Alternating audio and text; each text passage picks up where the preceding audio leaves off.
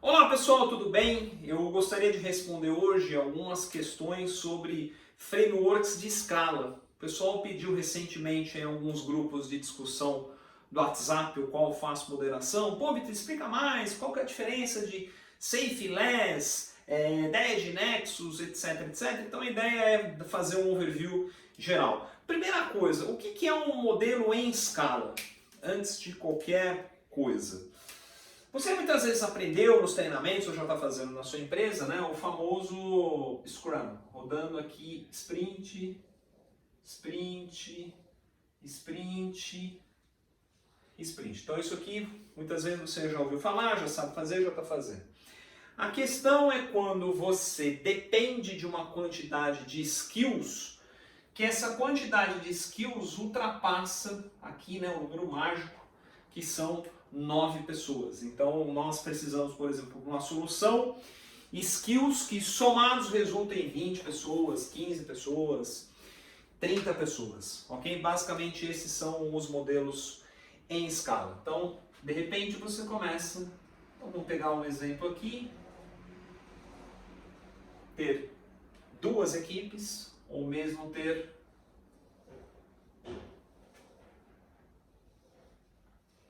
três equipes, ou aqui no nosso exemplo vamos trabalhar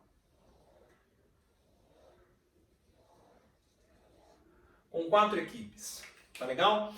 O que eu vou mostrar para vocês é uma estrutura comum a todos os frameworks, ok? O que vai mudar de um para o outro, governança, papéis e a forma de se conduzir as cerimônias, tá bom? Basicamente essas são as diferenças. Em todos esses frameworks, você vai entender que tem a planningzinha,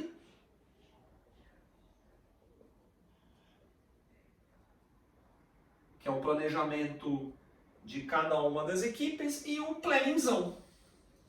O planningzão tem uma visão integrada. O planningzão tem uma visão horizontal, o planningzinho tem uma visão... Aliás, o planningzão tem uma visão vertical, o planningzinho tem uma visão horizontal. Aí você tem a dailyzinha,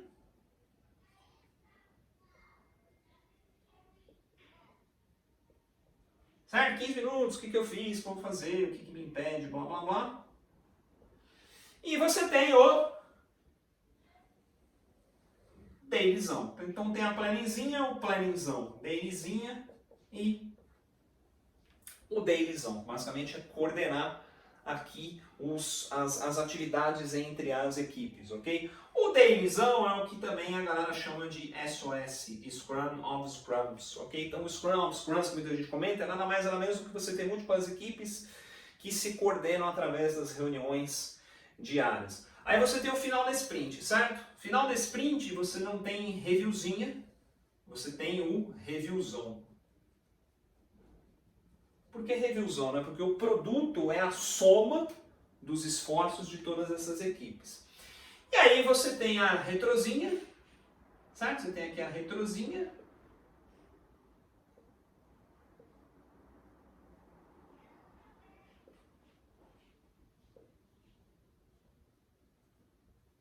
E você tem o retrosão. Ok? Basicamente é essa estrutura. De novo, o que vai mudar é como é que se conduz a retrozinha, como é que se conduz o retrosão. Tem alguns frameworks que primeiro é uma retrozinha, depois um retrosão, depois uma retrozinha. Outros primeiro retrosão, depois a retrozinha. Uns fazem um planningzão, depois as planningzinhas. Então é só isso que vai mudar de framework para framework. Tá bom? Então a ideia não é me aprofundar em nenhum deles. Então a primeira coisa, você entender essa estrutura básica aqui. Ok? Ela é a mesma para todos os frameworks. Agora vou direto ao ponto. Vou falar o que eu vejo de bom, o que eu vejo de não tão bom em cada um. Tem uma visão bem agnóstica. Tem alguns que eu tenho um pouco mais de identificação, mas de novo aqui vou tentar ser o mais agnóstico possível. Primeiro aqui é o que o pessoal mais comenta, procura treinamento, quer saber mais, que é o famoso SAFe. O SAFe, ele olha 3 camadas. Então, o desenho que eu fiz agora há pouco, ele está muito na camada de times. Então tem lá, né, os times rodando aí as suas sprints, tendo que coordenar aí os seus trabalhos, né? Então aqui tem muita estrutura aqui do Product Owner. Product Owner, falando aqui de Scrum, né? Scrum Master. Você tem uma visão um pouquinho maior, que é a visão de programas. Aliás, na verdade eu vou fazer o seguinte, né? Falei dos times, isso aqui você já sabe. Eu vou lá para o topo. Eu vou lá para o topo e vou falar de portfólio. Então você tem um portfólio de produtos aqui com um portfólio manager. Ok? Tem aí o portfólio de produtos. A partir desse portfólio de produtos nascem os épicos. Então eu tenho o dono dos épicos. Então vai vendo, eu tenho o dono dos produtos, uma visão mais estratégica. Tem um primeiro nível de quebra que são épicos, eu tenho o Epic Owner, e aí isso vai para o nível que o SAFe chama de programa. Tá bom? E aí isso se desdobra para o Product Manager.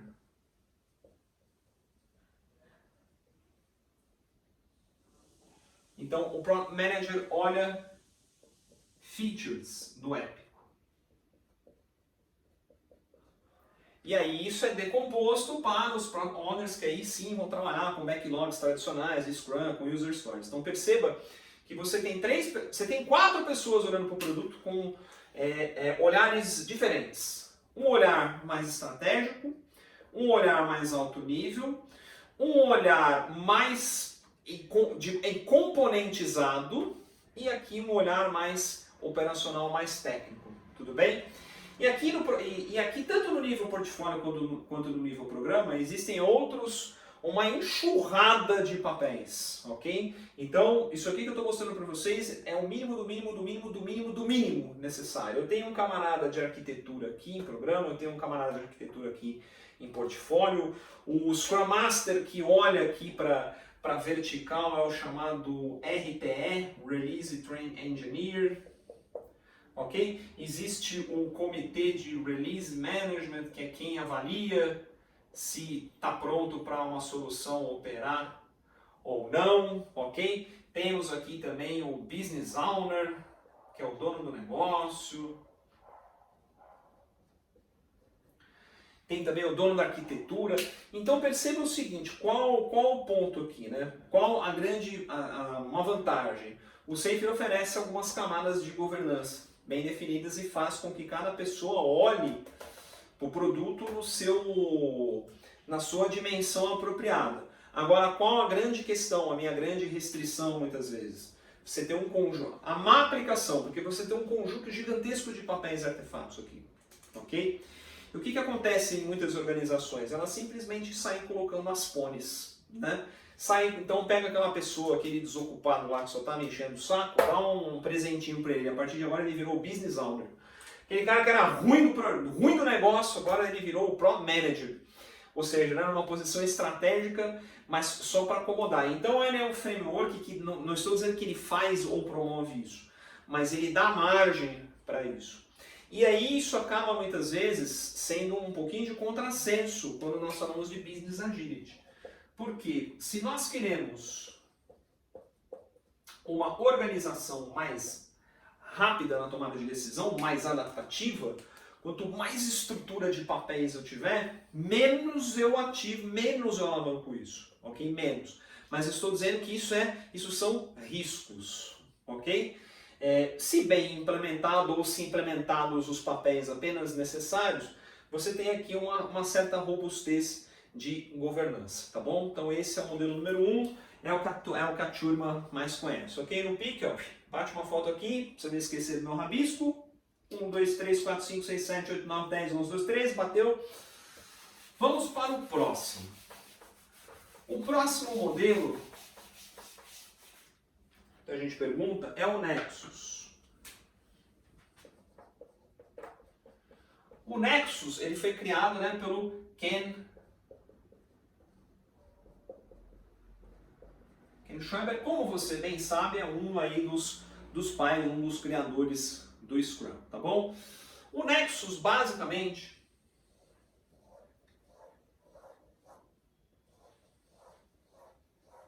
na verdade, todos os frameworks, tá? Em Scala, mas o Nexus, em especial, ele fala muito sobre três coisas.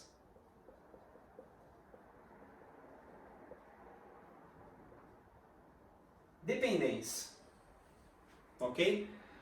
Comandar dependências aqui é crucial. Então, inclusive, ele prega que você deve minimizar o máximo de dependências, né? Que essas equipes elas sigam com o mínimo de dependência possível entre elas. E aí tem uma preocupação muito grande com integração. Integração e também aqui falando um pouquinho de... Aqui mais focado para TI especificamente, esse último item, tá? Os outros dois não, mas a parte de arquitetura. Mas ele tem uma preocupação muito grande, ele foca demais nesses dois itens aqui. Dependência e integração, tá? Tanto que ele tem aqui existe uma equipe, né, que olha aqui para a horizontal, chamado Nexus Integration Team.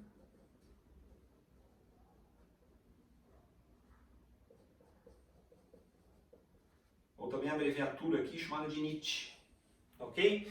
E aqui basicamente é um Product Owner, um Scrum Master e um time que ajuda principalmente com práticas técnicas e na coordenação de dependência e integração entre as equipes, tá bom? Basicamente é isso aqui. Aí nós temos um outro framework que é bem parecido, do Nexus, antes de eu concluir, né? O Nexus, o Safe é uma certificação, você faz o curso, faz a prova, você tira a certificação. O Nexus existe uma certificação chamada SPS, tudo bem? Que é da Scrum, inclusive aqui, da Scrum.org. SPS quer dizer Scaled Professional Scrum, tá bom? Inclusive aguarde em breve na Netflix curso de Scaled para iniciantes, focado na certificação SPS. Me aguarde que ainda aqui no mês de maio estará disponível na nossa plataforma de streaming educacional. Ok? Vamos agora para o LESS. O LESS ele foi criado por dois camaradas aqui, o Craig Lerman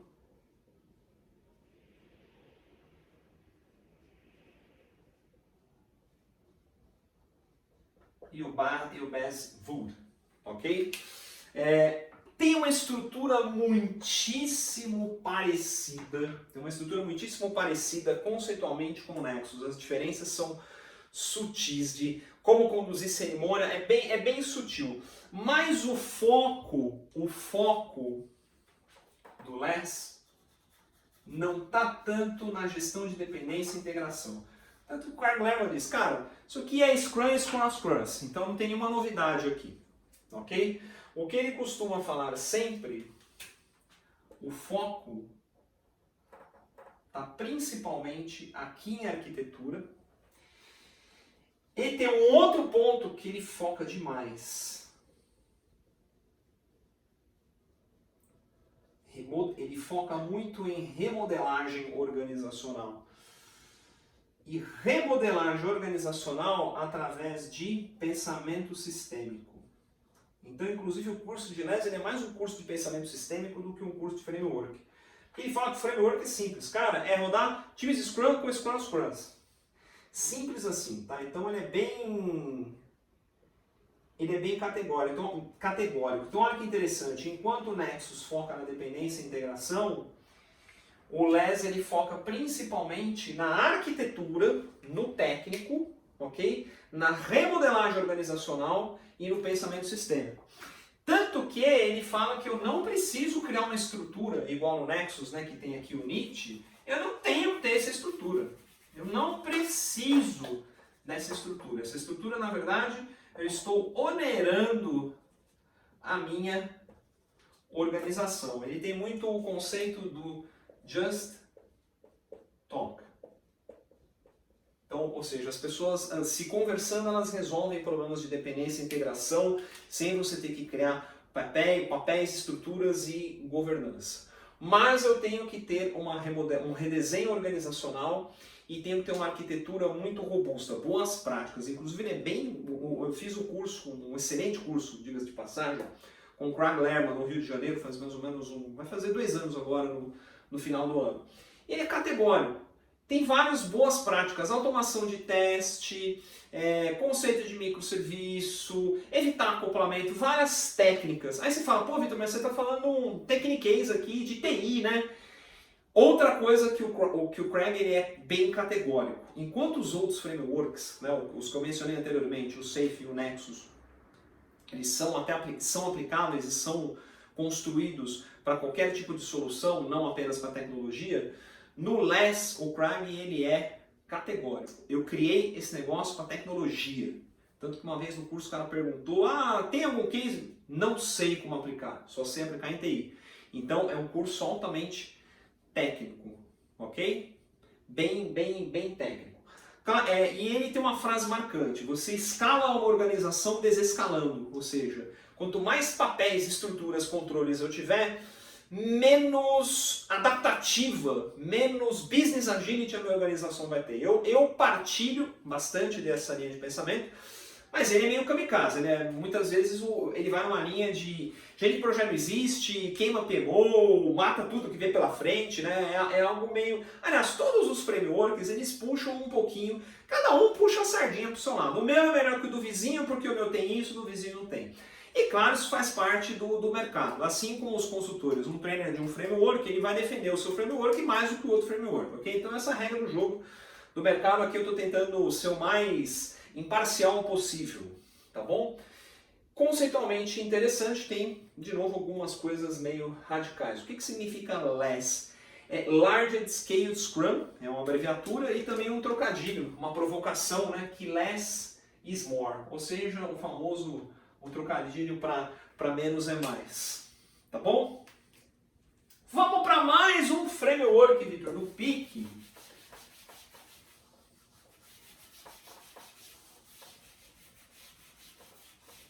O penúltimo framework para comentar aqui com vocês é o Scrum at Scale. O Scrum at Scale foi criado pelo professor Jeff Sutherland, vulgo papai do Scrum, o cara que criou o trem todo, tá bom? Mesmíssima estrutura, só que ele tem muito o conceito de escala fractal. Vitor, o que é uma escala fractal? Então você tem uma equipe Scrum, e aí você emerge com uma equipe Scrum, e emerge uma equipe Scrum, e emerge outra equipe Scrum, e emerge outra equipe Scrum, e em tese você tem uma entidade de governança aqui no meio, ok? Você tem uma entidade de governança trabalhando essas células que foram se proliferando. Aí você tem outro time Scrum, que se desdobra em outro time Scrum, que se desdobra em outro time Scrum, e você tem aqui uma camadinha de governança. Okay? Esse é o conceito de fractal, ele vai crescendo aos poucos, como se fossem galhos de uma árvore. E tudo isso é regido por uma estrutura chamada EAT, Enterprise Agile Transition. Okay? Existe um comitê, isso aqui é como se fosse um comitê executivo.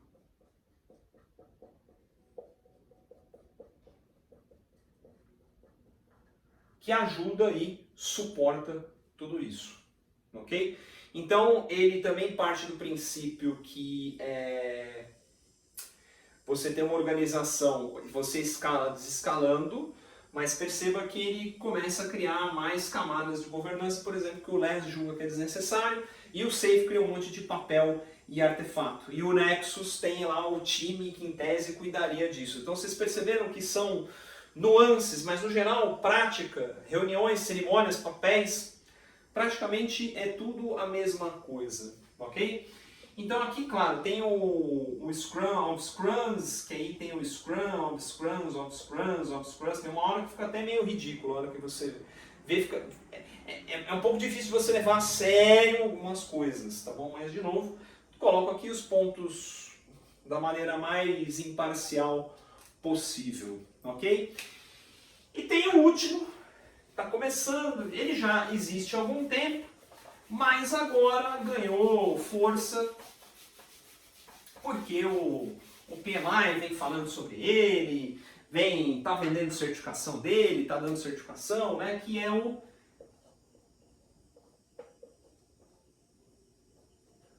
Discipline Agile. O Discipline Agile ele tem um conceito muito importante, né, que ele fala de contexto. Então ele trabalha muito a questão de contexto versus práticas versus ciclo de vida. Então, inclusive, ele tem algumas opções de ciclo de vida e um conjunto de práticas que você aplica de acordo com contextos.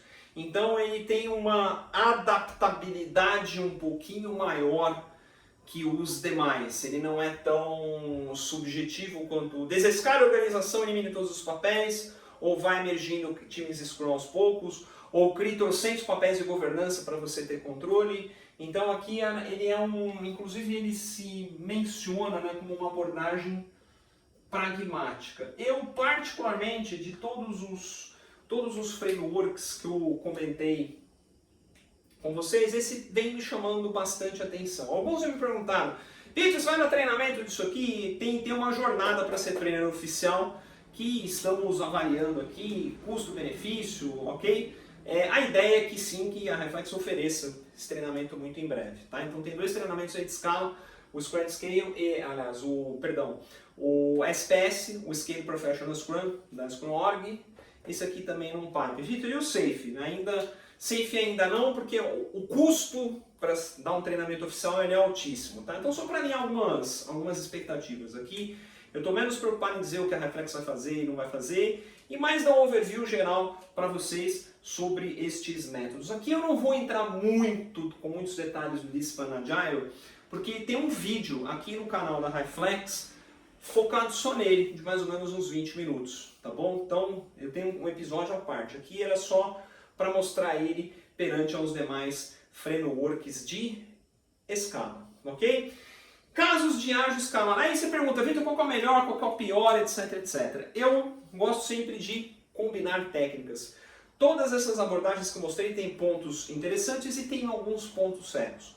Se você consegue, de acordo com o contexto, montar as melhores práticas, entendendo o sistema, que é muito falado no LES, no System Thinking, você consegue ter uma abordagem legal. Nós temos um case bem bacana chamado Ágil Além da TI. Então coloca Ágil Além da TI High Flex, bota aí na sua pesquisa do Google, apareceu um vídeo do YouTube de 2018, onde o diretor aí de uma grande instituição acadêmica mostra como foi escalado, como a junção dessas coisas, né, a junção de vários frameworks, fez emergir um framework único e exclusivo para uma situação bem legal. O próprio modelo Spotify, que todo mundo fala, é uma prática emergente da junção de várias práticas. Você não vai mencionar o modelo Spotify aqui? Não, porque ele não é um modelo escala. Okay? Ele é um modelo da Spotify que algumas pessoas estão se inspirando em algumas práticas, mas ele não é um framework de escala, ele não é um modelo. Ele emergiu da junção de boas práticas. Assim como você pode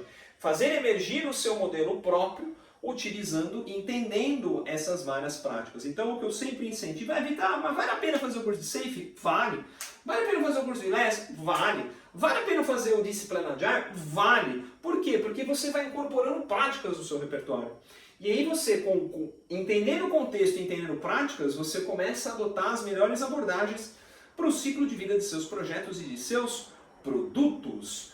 Muito bem, meus queridos, fico por aqui no dia de hoje e fique sempre de olho no nosso canal. Clique aqui ó, no inscrever-se, aqui embaixo, está aparecendo embaixo, dá aquela curtidinha para você ser sempre notificado das novidades, conteúdos que a Highflex disponibiliza para ajudar pessoas e organizações a atingirem melhores resultados através de abordagens enxutas, ágeis e colaborativas de gestão. Por aqui me encerro no pique.